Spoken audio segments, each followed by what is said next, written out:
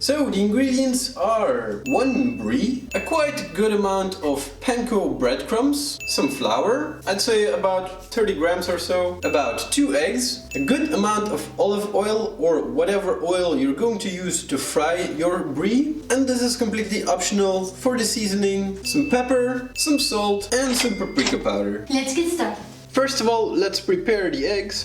Take a bowl and crack your eggs in there and whisk them up. There we go. After that, season your flour with some salt, some pepper and some paprika powder. And give it a good stir. There we go. For the brie, you can cut it up however you like. I'm going to cut mine up in about 5 pieces.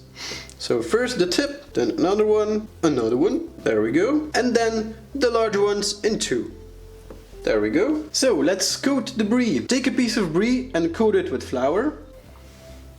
Shake the excess off, then with the egg, and finally with panko. Make sure it all sticks in there.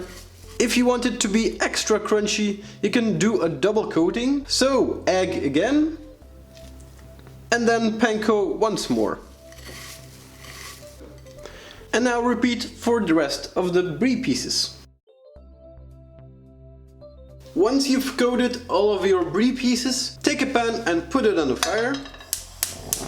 And add a good amount of olive oil. Make sure it covers the bottom of your pan and let it get hot. Also, don't forget to put your fire on medium so that your oil doesn't get way too hot and start splashing around everywhere. Once the oil is hot enough, put in your brie pieces and let them fry until they're golden brown.